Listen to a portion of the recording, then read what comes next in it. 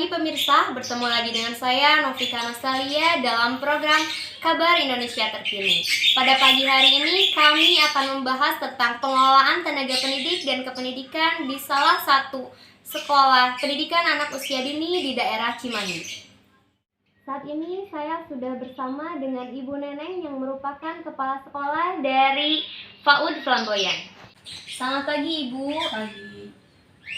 Baik Ibu, yang pertama saya hendak bertanya mengenai bagaimana sekolah ini melakukan proses perekrutan tenaga pendidik dan tenaga kependidikannya. Soalnya kami sebelum perekrutan mengadakan analisis dulu, analisis kebutuhan untuk pendidik dan tenaga pendidikan di lembaga kami, berapa jumlah yang dibutuhkan di lembaga kami. Setelah itu kami membuka formasi atau lowongan kerja dalam hal ini dari mulut ke mulut. Jadi kami tidak membuka lowongan kerja secara besar-besaran, jadi hanya intern saja dari mulut ke mulut. Siapa yang ingin mendaftarkan menjadi tenaga kependidikan di lembaga kami, seperti itu. Berarti tenaga pendidik yang direkrut itu adalah dari masyarakat yang merupakan sukarela ya? Iya, betul. Jadi merupakan sukarela dan bersedia dibayar dengan sosial, karena kami moto di kami itu punya moto pendidik itu dibayar 1 juta. Apa itu 1 juta? 1 juta itu sabar, jujur, dan tawakal. Jadi kami tetap berpegang teguh ke moto itu. Jadi tenaga kependidikan kami tidak pernah mengeluh masalah finansial, karena dalam sebelumnya juga kami bisa dikatakan dengan perjanjian itu sanggup dibayar dengan sosial.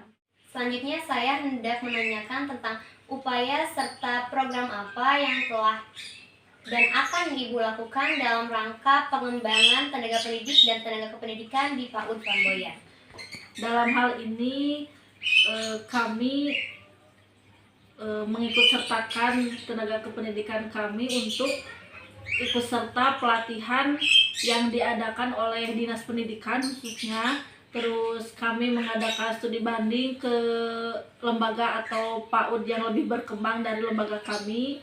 Selain itu juga kami selalu memberikan motivasi kepada pendidik untuk selalu membuka channel-channel tentang guru atau tentang bagaimana menghadapi anak di lembaga kami, seperti itu.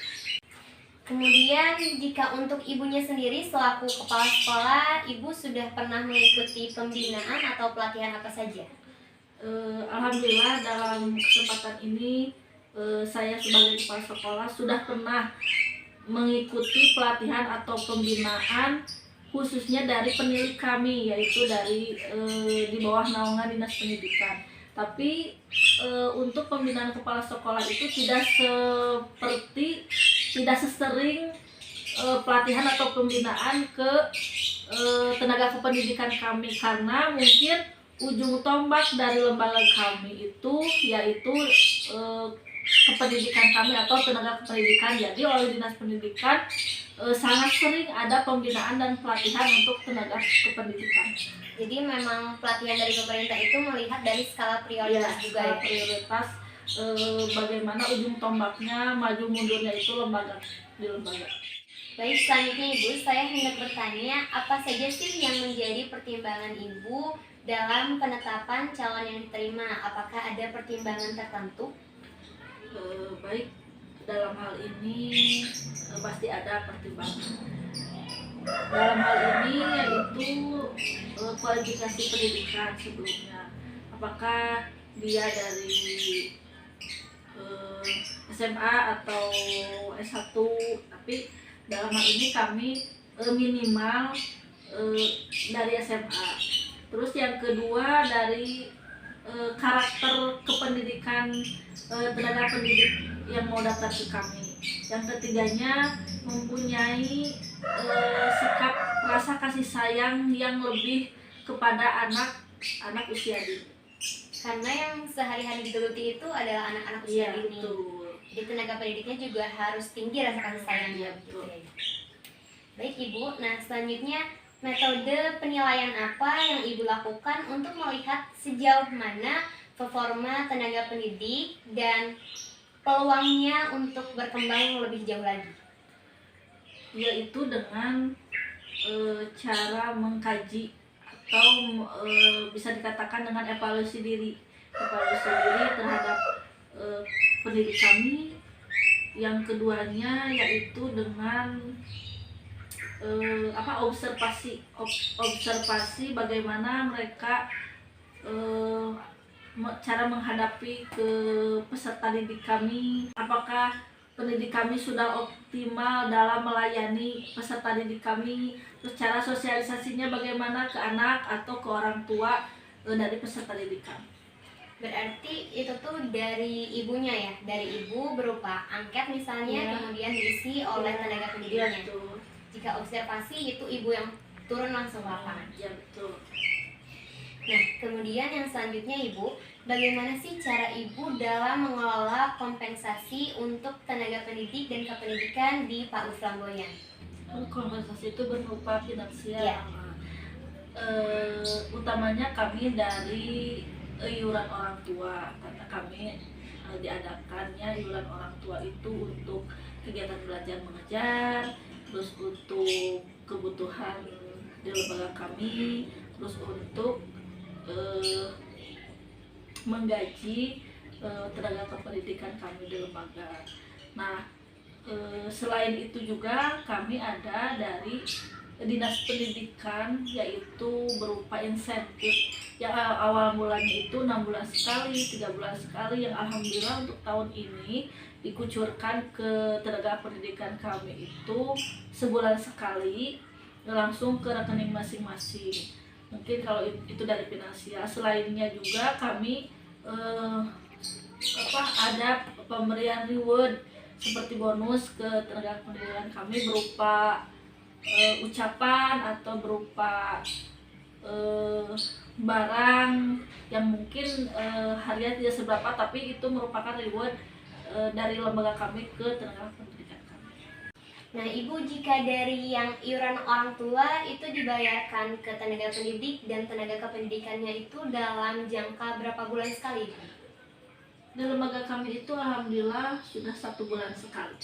Dari dinas pendidikan juga alhamdulillah 1 bulan sekali diberikan kepada tenaga pendidikan kami. Nah, kebetulan Pos PAUD juga merupakan swasta ya Ibu? Iya, swasta. Nah, untuk saat ini kan belum terakreditasi. Apakah rencana kedepannya akan Ibu akreditasi atau bagaimana? Kalau rencana itu sudah dari jauh-jauh hari ya, dari tahun-tahun ke belakang. Cuma kami menganalisis karena kebutuhan untuk pengajuan akreditasi itu sangat banyak. Jadi kami menunda, mungkin kedepannya insya Allah kami akan memperbaiki administrasi dulu di lembaga, nanti kami mengajukan akreditasi. Jadi dilihat dari kesiapan ya, dari kesiapan berkas-berkas yang harus disiapkan nanti waktu akreditasi. Nah Ibu, kemudian sudah sejauh ini Ibu menjadi kepala sekolah, apakah pernah ada tenaga pendidik dan tenaga kependidikan yang diberhentikan? Kemudian proses pemberhentiannya itu bagaimana Ibu? Kalau dalam sampai saat ini tidak ada yang diberhentikan oleh lembaga kami. Cuma kalau pengunduran diri dari tenaga kependidikan tersebut ada. Jadi pengunduran dirinya dari pribadi masing-masing, tidak diberhentikan oleh lembaga. Alasannya itu awalnya dia mengajar di lembaga kami. Tapi setelah menikah, dia tidak mendapatkan izin dari suaminya. Nah, dia mengundurkan diri untuk tidak menjadi tenaga kependidikan di lembaga kami. Yang kedua, beliau itu hamil. Mungkin beliau tidak ingin kecapean, jadi beliau mengundurkan diri dari lembaga kami. Mungkin itu salah satu alasan. Berarti Ibu itu sudah cukup lama ya menjadi kepala sekolah dari Pos PAUD Flamboyan ini. Mungkin sudah sekitar berapa tahun Ibu? Alhamdulillah saya itu dari tahun 2017 pertengahan semester sampai sekarang ini. Jadi sudah ada sekitar mungkin 4 tahun ya? Betul, 4 tahun. Nah, sudah sejauh dan selama ini Ibu menjadi kepala sekolah, tentu saja banyak hambatan yang Ibu temui dalam pengelolaan tenaga pendidik dan kependidikan serta lembaga itu sendiri ya Ibu. Nah, hambatan apa saja sih yang sudah Ibu temukan dan bagaimana Ibu mengatasinya? Hambatannya banyak. Ada beberapa hal, cuma yang paling menonjol itu yaitu sarana dan prasarana.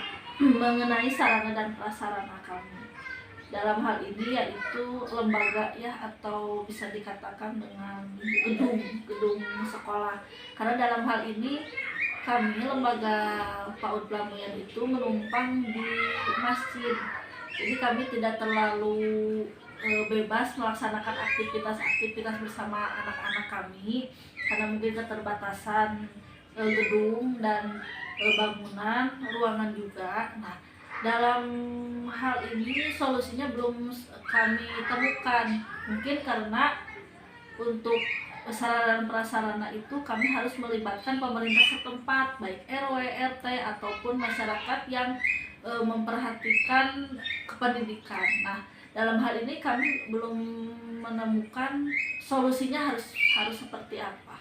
Karena cukup kompleks dan rumit juga. Nah, selain sarana prasarana, hambatan apa lagi, Bu?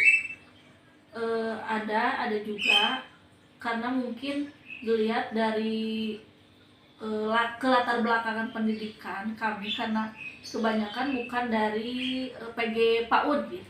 Jadi kebanyakan dari minimal SMA, mungkin dari kader, karena kami bekerja sama dengan Posyandu atau organisasi yang ada di RW. Jadi kami merekrut dari kader-kader yang berlatar belakang pendidikan minimal SMA, mungkin dari pengelompokan kelas atau pengelompokan kelas, penyampaian pembelajarannya mungkin belum optimal yang harus dilakukan. Bagaimana sih cara penyampaian pendidikan atau pembelajaran kepada anak peserta didik ini? Jadi hal ini pun menjadi masalah juga gitu kan. Jadi karena gurunya belum begitu menguasai ilmu pengelolaan, jadi pengelolaannya pun belum optimal sekali.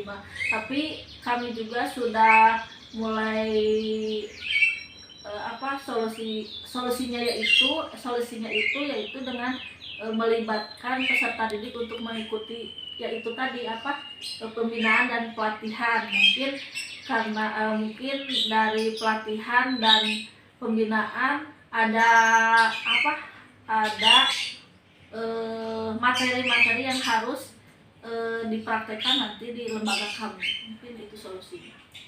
Mohon maaf Ibu, tadi kan kata Ibu peserta didik, mungkin maksudnya adalah tenaga pendidik ya? Tenaga pendidik.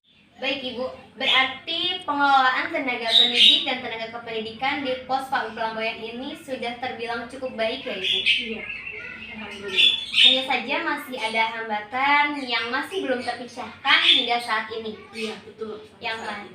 Yang mana ini tuh memerlukan bantuan dari pemerintah setempat agar pengelolaan lembaga ini menjadi lebih baik lagi ke depannya. Betul, seperti itu.